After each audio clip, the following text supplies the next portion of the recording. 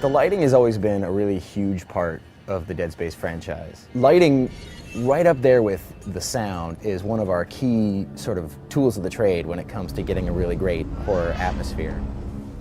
On a lot of game teams, you won't have any dedicated lighters, just the people who build the sets sort of also throw the lights on them. Here we have as many lighters as we do character people, because to us, like, the lighting really is almost like a character. I always try to ask the lighters to have at least the light doing something, either fritzing or fading or changing color all the time.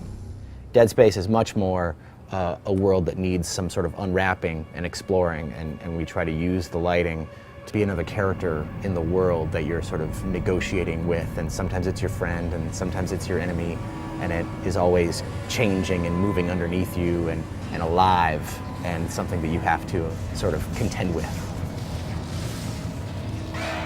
Having worked on Dead Space 1, and we were pretty much, our environments were the ship, the Ishimura ship, and we didn't have a lot of variety.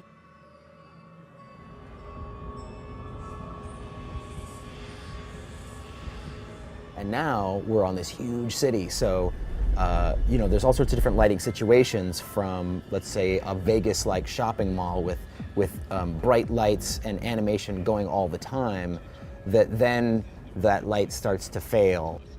It's kind of different than what we're used to seeing in the traditional Dead Space, because it's brighter, and a lot of the spaces that we have are really dark. Depending on the space, there could be anything from like 10 lights to hundreds of lights.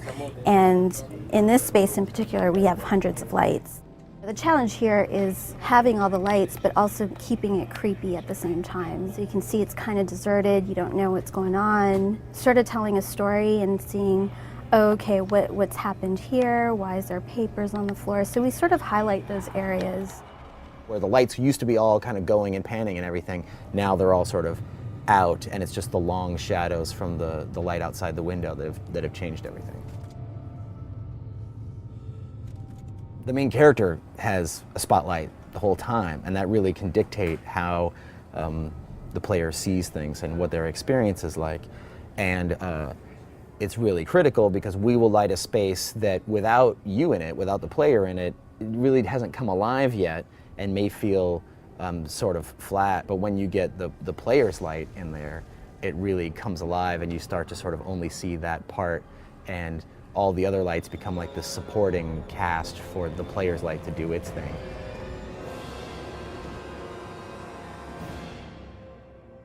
So we went back and looked at classical paintings, a lot of Rembrandt and a lot of the Dutch masters around that time, when they started to really get lighting in a tangible way, and those paintings were really about how the light came in, would illuminate a scene. And I think you can see a lot of that in sort of our strategy. A lot of times you see like stuff set on spaceships, right? Sci-fi stuff. There's a lot of like beeps and boops and green light and red light and pink light and sort of, I don't know, it's like this candy cane world of high techiness, and again, just trying to sort of show off the high techness stuff. That can lead to sort of a fanciful, fantastical atmosphere, and that's not what we wanted at all, right? We want white and yellow lights that are sort of very realistic and conservative, that really lead to a grounded, believable atmosphere where bad things are really happening. I think the best inspiration comes from just real life. So people, the lighting team will come in and have examples, or they'll even, set up little tiny lights and do stuff at their desk, trying to sort of create interesting shadows or create little stories like that. And yeah, we're always looking for inspiration.